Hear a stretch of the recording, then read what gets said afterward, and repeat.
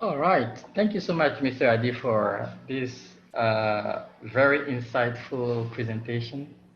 Um, Now, I would like to give the opportunity to maybe some of the participants who would like to maybe add something to the presentation. I think I could see Donald raising his hand. Mhm. So, Donald, yeah, you have the floor, please. Thank you. Thank you again, Adi, for your presentation. It was really great. So, as you said, it was not like it was a summary. So, you didn't talk about all the aspect or all the apps that have been used, but I've going through a new one. It's called Google Meet. I don't know if you heard about. Sure. And so, Yes. Google, yeah, Google Meet is like the what Google did in front of Zoom because Zoom have been very successful. So Google quickly went into that field because they had already Hangout, but they made it more powerful for education, and they create that Meet. And Mhm. Meet is free as long as you have a Gmail account. So it's an advantage front of like Zoom is Zoom is not free. So you have to pay a subscription to have more than 40 minutes uh, of a presentation. So a best alternative could be this Google Meet. And the other thing that I noticed is I'm always following some online courses. As you said, it's not always in a pedagogy way. So it's not people are not able to interact, but we have more and more tools that help people feel like in a classroom. I had one in my mind, but I forgot about it. It's a really good tool to let people interact and create some challenge when you are in a classroom. If I found it after, I will probably share it with you.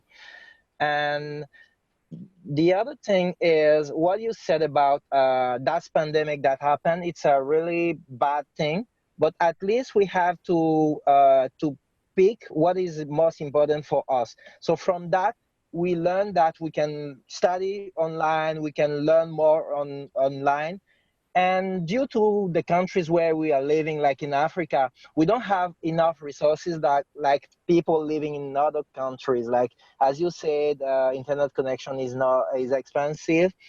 But I would say don't believe connection is expensive. It's our purchase power that is low. So, but anyway, I believe we can really catch this opportunity to go further about education, like online education. We like government. I believe the government and school should more look around how what they can do to make it more powerful. So that, as you said, if next time something like that happen, we be ready for that. And my last point, as you're talking about podcast and audio, I believe it could be the best opportunity for us as African because podcast is easier to record and it's shareable and it's more easier for people. And I believe we can more focus on radio because radio is more known. Many people have radios everywhere, even in village, people have radios. So we can build a kind of education process based on radio and podcast, and it will be cheaper for us African. So I've seen Ivory say that he don't agree because I say internet is expensive. So why I'm saying that? I live in a country like I don't live in Africa, but I lived in Africa for all my life before moving to Canada. Here, if I compare to what I was paying in Africa, in Cote d'Ivoire, especially, I pay more for accessing internet. I pay more for accessing even mobile phone. But here, people have more mean. We live in a developed country, but some people are poorer. But if quickly share my experience, I don't want to take the floor for a long time. To just share my experience here, we went through online courses as well. But what they did, because this online courses is almost something that kids here are doing as a part time. So like teachers used to give some online exercises for kids. So after the normal courses, students went through Google Classroom to make some exercises. That was during the normal time. So it was not something different for them when they asked them to go more online, following courses online, because they're already they are used to do it in normal time. So that's why I'm saying that we probably need to find a technology that is suitable for us and dig deeper on that, so that if something happens next time, we'll be prepared for that. Thank you so much. Thank you for your comment. You said everything, so, well, thank you. If somebody else has something to say. Yes, Gary, where's the American corner? Yes, Gary, you can. Yeah, I'm here. Mm-hmm. Yes, good, no problem. Yes, okay. Mm-hmm. I was just going to say, I mean, I think your key issues were around pedagogy. I mean, I don't think that the technology is so important. I mean, I mentioned radio before in the chat, so I think radio is something that certainly, if you look at a lot of the advice from organisations like UNESCO, for example, and a lot of the organisations who work with refugees, for example, radio is a very commonly used tool. We use radio in a generic way, broadcast radio, but also sort of then adapting that to audio. And I think it's much more about the pedagogy, as you're suggesting, Adi, and I think that's what, it doesn't really matter what tool we use. So even if Zoom now is, available free, or we have, Google Meet or Hangout or whatever we call it these days, in a way, what people used to do is they would just glue 40-minute sessions together, and you need a break anyway. I mean, we all know that if you run sessions too long online, it's problematic. So you have to have breaks. So the technology is not the barrier. Maybe the internet is one of the big barriers, and that's something that needs addressing. But essentially, it's about thinking pedagogically. So your examples absolutely apposite. How do you put this stuff online? And we have similar findings, in our work, as you well know, because you were part of it, Adi, about the business of social people. Social media seems a great idea, but then people are too social. So it's how do you get that balance between something that you're used to using in a certain kind of way, and switch it to something else. Mm-hmm. And I think the points you're making are absolutely valid. It's getting pedagogy right. But one of the things I would comment on at the end there, you were saying, getting ready for the next pandemic. Yes, of course, there's going to be another pandemic. There's going to be a real climate crisis, if we don't learn from our experiences, of the pandemic. And it's not about that. It's about embedding things generally. So Donald was saying, students in certain parts of the world are used to doing that. Well, let's take that experience that people have had, particularly if they've had positive experiences, and then try and think about schooling differently. If we're talking about schooling, obviously in higher education it's easier, but if we're talking about schooling, then let's try and think differently about it and get the authorities to think differently about it, so we don't go back to normal. That to me is the message we've got to get out there. People have made it work, so why stop doing it? So why not, supplement classes in certain kind of ways? Then you can tackle some of the big endemic problems that you have in many African countries, like large class sizes, for example. It's ways of splitting things using technology to help you out. That's what I wanted to say. So. Yeah, thank you very much, Gary. And that's the idea. That's the idea. Is how to experiment things and then build different scenarios, experimenting with large classes, like you said, or smaller size classes, rural areas, which technology will be best in different contexts. And that's where we should move. Thank you very much for your contribution. Yeah. Thank you so much, Gary, and thank you so much, Adi, for yeah. I believe yes, Jules would like to say something. Yes, Yeah. okay, Jules, you have the floor. Yeah. Can you hear me? Yes. Well, thank you, Yes. Adi, and thank you, Gary and Donald, for your reaction.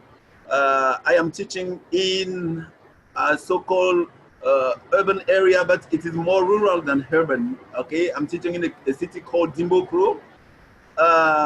We have a population of 5,400 students, and we are only 5 English teachers there. You see, and the problem here is that even there is a matter of infrastructure. Okay, there seems to be no way, no volition from our educational politicians, if I can talk this way, to help these people. Most of the children we have here come from rural neighboring villages, and it is very, very hard for them to have access to technology. When teachers here, we are working together, but we working in the same site, on the same site, on the same school, but we are not working as a team. Okay, we have set up a WhatsApp group, but not all the teachers are reactive on the group. And doing this, it is very, very hard to share. Sometimes you share documents, you share handouts, you share documents that you have from other partners, they do not react. So this is one of the challenges, okay? Our colleagues are not keen on working in groups as a team, and our kids also do not have access in the majority to even the telephone. Okay, with me, the experience I have is with my higher level students. We have set up a WhatsApp group. Even I started using it before the COVID-19. We have a group, and in this group, because our students here are not keen on speaking English very well and very frequently, they don't use English. So to motivate them into using English, I have set up a WhatsApp group, and it is forbidden to speak any other language than English. So they are compelled. This helps them write in English, because in writing they are not very good, and it helps them develop their writing skill. And sometimes they can call and exchange with me when they have difficulties at home. So I think this is a very, very great opportunity. If the school authorities could help, even by providing internet connection at school, this also can help students. One thing Adi didn't mention is that sometimes students have access to the technological devices like telephones, but they don't use the device for the good way. They use it for things which have nothing to do with their education, and this is unfortunately what we face. Okay, they prefer going on WhatsApp. We have in our school a company, a telephone company, if I can name it, MTN, provided what they call a corner technology room where students could have gone and be connected to the internet. Anytime you go there, they are playing games, and even the the manager does not react, because when students come and they pay for playing, is making money. So this is one of our problem we're facing here. I am happy to have taken part in this program, and I have learned so much. I do hope that when school will open, we will be taking opportunity. We will use some of the thing we have learned here today and put it at the service of the student. Thank you again, Gary. Yeah, I'm happy to see your face. I'm used to reading about you, and I'm happy to hear from you. Donald, also, thank you for reacting and thank you for taking part. Thank you, Adi. Thank you so much, Joe. And I don't know if maybe Adi has something to add. Yeah. Thank you, Gilles. That's what Gary was saying.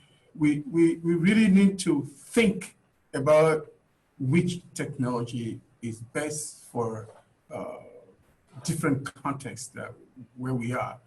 For example, if there's no connection in Dimbokro, or there's no internet coverage or the school, but you mentioned it, you have a lab, you have a computer room, like you said. So for example, if students had basic cell phone, and then they will come to school and be able to download audio, like Donna said, download audio into their cell phone, share with on the how you said it, with Bluetooth, or put it on a SD card, for example, and go home with it. They won't need internet connection. The thing is that we have to think about, we are thinking about complex technology. That's what actually is killing, is giving us hard time. But we must use, think about what is accessible, what is available, right? And then students are not using the devices in a good way, and they don't, they're playing game. Student will always play games. Student will always use a cell phone to talk. But one thing teachers should understand is that is to give something to do. If they don't have anything to do with a device, they will play games. So if you can give them something to do and you are able to monitor what you give them, I think many of them will do it. Those who will not do it, well, will be considered as students at risk. Okay. Thank you again for your contribution. Thank you. My name is Thomas. Thank you, Thomas. Yeah, welcome. Yes, I would like first to thank the speaker, for the presenter, for this very informative presentation. I really enjoyed it. My question is related to access to technology. To me, how can we make our policy makers to invest in technology? One thing I noticed is that most of our schools don't have any website. Second thing, is it, unfortunately, I left the Ministry of Education, so I am no longer a teacher, so I don't know now what is going on at the ministry, but I would like to know, is it easy for you to have your lessons in numerical form, for example? Because when I was a teacher, it was difficult to convince teachers, for example, to have the courses in Word format, or for example, or in Excel format, and share it through internet with the students. Most of them prefer to work with papers and so on. So now, I think, what are you doing concretely? Do you share your courses through emails with the students, or students have to come to class and just copy on from the blackboard? Thank you very much. Okay. Okay, thank you so much, Thomas. Yeah, okay, Adi, please. Okay, so the first question is how we encourage decision makers to invest in technology. Well, one way we can encourage decision makers, that's is what we are doing here, like promoting educational technology. This is a conference, and we might have some more conference like this in the future. And also, you teachers have associations, teachers have unions. Sometimes our decision makers, sometimes to convince them to invest into something, they have to see. They have to see. If you observe carefully, you see that a group of decision makers or ministers or administrative will move to Turkey or to Canada to see how something works there. They want to see. If they haven't seen, they're not. So that's how it works in Africa. your other question is it possible to have digitalized content?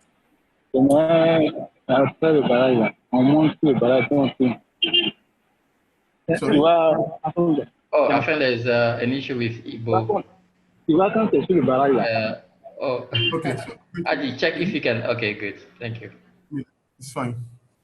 Okay. So for me, I guess it's not easy for all the teachers to digitalize their lessons, like put into Word document or, like said, PowerPoint or Excel. Sometimes it's difficult because they don't have the training. Sometimes because they don't have the device, the computer. But it's a matter of personal decision. Personal decision.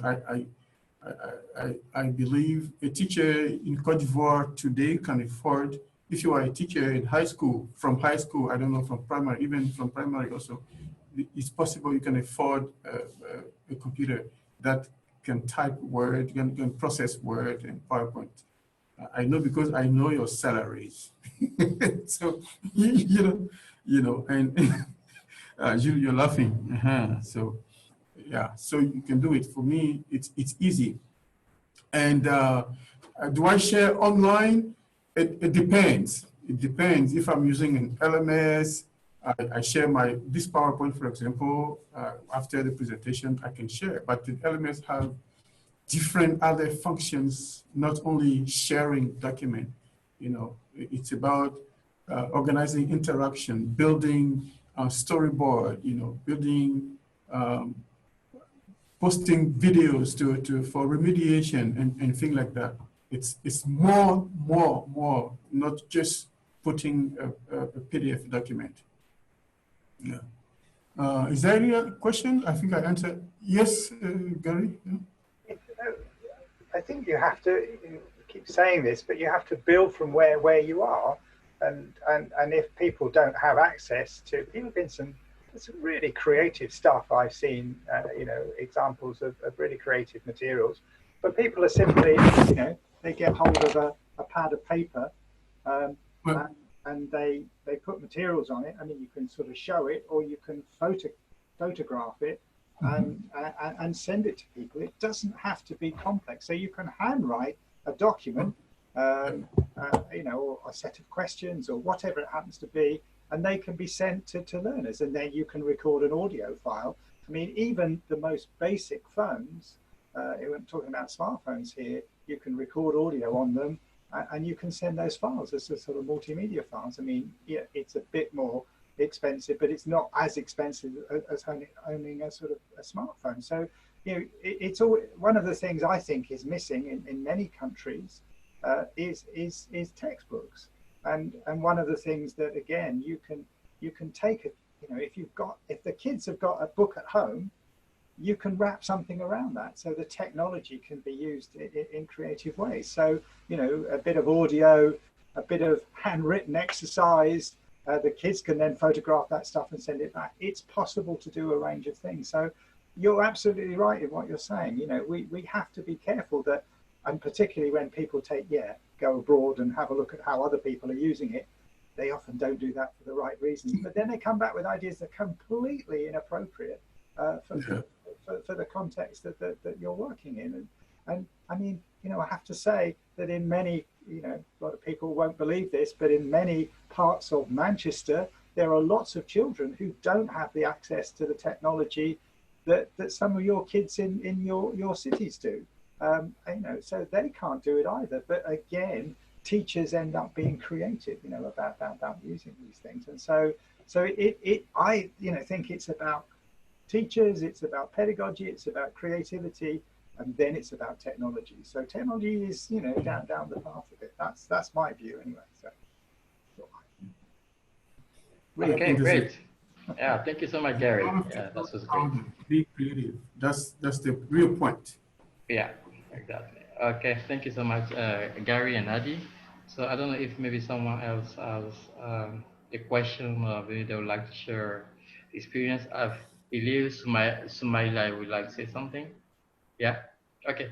Yeah, please, Sumaila, you have the floor. Okay, thank you everyone for your participation to this session. I'm very glad to be here with you. What I could add, I'm from the north of Cote d'Ivoire here, so namely from Bundiali. The parents are farmers, so for them it is very difficult to deal with technology. When we close the different schools, as far as the high school is concerned, children they went to farm, so they were not able to study or to try to revise the lesson. If you want to see some people here with a TV set, that will be a problem because it is not accessible. So I think that we need to do things in taking into account our own reality because things are different from one place to another. So what we used to do here is we had a WhatsApp group that concretely it is not well working because students they don't have phone most of the time and they don't have access to internet because the quality of internet sometimes is not very good. So we had this kind of problem. I think that we we should also invest in the training of teachers. Honestly, we know that all the teachers are not accustomed with internet or with technology. That is a reality in Cote d'Ivoire. So we need to take that into account and to organize, I don't know, at the end of year, some training session on digitalization or courses, something like that. So that was the point I would like to add to what has been said by the different participants. And thank you so much for your attention. Yeah. Thank you, Smaila, and thank you for sharing this important experience, talking about the rural areas and maybe how we could, scale up technology to those remote areas, like Adi said during his presentation. So, Adi, I don't know, maybe if you have some ideas Yeah, to just share thank about that. you because to hear from someone in a place where, like you were saying, just to bringing some evidence that students in rural areas don't have access to television, and I'm happy to hear that.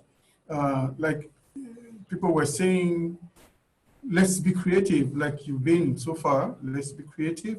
We maybe think of the context, like you said, you know, simple pictures with cell phone, simple audio, radio would be okay. I guess they have access to radio, you know, being creative is the key word today. Think of what we need, what problem we would like to solve, and which technology we can use to solve the problem. And training, like you said, is essential. You know, we all need training. It's not sophisticated, not complex training, but the fundamentals of using technology. Uh-huh. Adi? Okay, yeah, I think Jules would like to. Uh-huh. Jules? Okay, yes, please go ahead, please, Jules. Yes, thank you. Just to give a short answer to Gary's question or suggestion, I see here he wrote, don't think of technology just as a high tech, think of paper, pens, textbooks, etc. What I want to tell Gary is that in our African context, one of the challenges we have here is lack of material. I have a class of 71 students, okay? They are taking the A-level examination this year. Out of these 71 students, only 5 or 6 students have got the textbook in the class.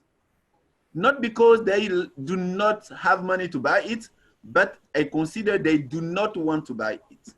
So what I do as a teacher in the context, since I cannot say I'm not going to work with the rest of the class, every time I come, I find a strategy to photocopy the book, the pages we're going to work on, and I distribute it. I share it to the whole student in my classroom. Okay, so this is one of the strategies I adopt just to motivate them. Again, we do our best so as to keep our classrooms lively, to keep students motivated. But one thing is that the administration do not encourage us. How can you understand that? Sometimes I go to the administration, the students pay high fees here in Cote d'Ivoire. They pay something like, it is considered high, in our currency, it's something like 18,000 CFA francs, okay, for each student, but they do not have access to even sheets for photocopies in the administration. When you go there, you say, oh, there is lack of sheet, there is lack of this, and there is lack of that. So teachers have to battle every time to help these students. So we think of it, but we are not backed up enough, okay? I use my computers in my classroom. I use my telephones sometimes. I was lucky last year, I was selected to take part into the program that Adi conducted in my school. He came and filmed my class. He could see that I was motivated, my students also, but I have to find strategies anytime I go just to motivate them. This is what I want to tell Gary for what is suggested here. Thank you. Yeah, I mean, I recognize all that. I visited schools in many parts of the world, including Cote d'Ivoire, as you're probably aware. But I mean, I do see, yeah, I mean, my response to that was, why are you using photocopies? How much does it cost to use photocopies in comparison to buying local textbooks? I mean, I find that a bit odd, you know, that teachers, you know, that they prefer to use photocopies than actually to try. You don't have to, not every child in the classroom needs to have a book. If you've got 80 children in a classroom, you can probably get away with maybe, say, 20 books or something like that. And it just seems to me sometimes, I mean, it's like children spend an awful lot of time copying things into textbooks. And I'm not sure what they're copying. So if you use that time in ways to actually, so every child, even if they haven't got a textbook, they've got some kind of paper and a pen. Not every child, but a lot of children I saw had. That seemed to be a predominant technology. So get them to put something in that textbook that's useful for them to take home and work with, you know, even if it's only handwritten. You know, that seems to me a better strategy than maybe photocopying, because most of those outside of the school that we go to in Dabu, where we're running our project, there's like 4 photocopy shops.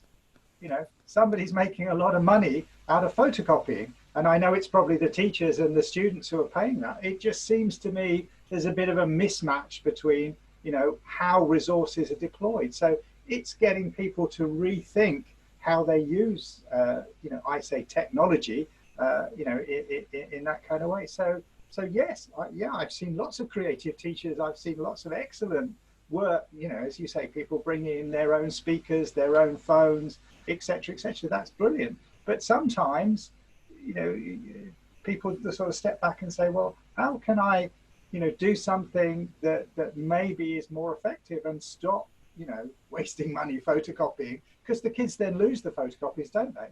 You know, they don't keep them. You know, whereas if you have a class set of books that, you know, you take back, it's kept in a library in the school or something like that, they can be shared around the school.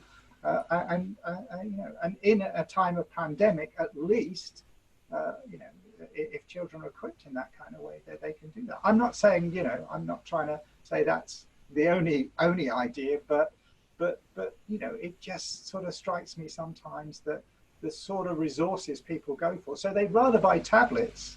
You know, the government are more likely to issue tablets with nothing on them to students than they are to actually think, well, maybe we could buy some of the useful textbooks that are produced by local people, local teachers in your context particularly, you know, that look very good to me.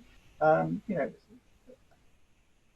it sometimes, you know, I sort of sit there and watch this and think, well, why is this happening in this kind of way? Thanks. All right, thank you so much, Gary, for the insights. Yeah, thank you. I don't know if maybe Adi has something to say. No, I'm good. All right.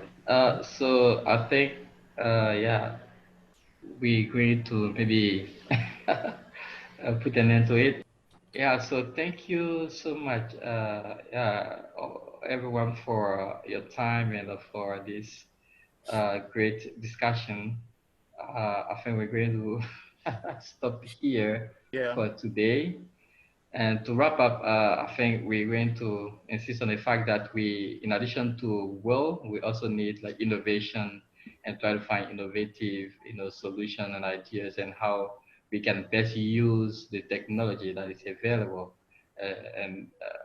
Not only the availability, but what is also suitable for our specific African context.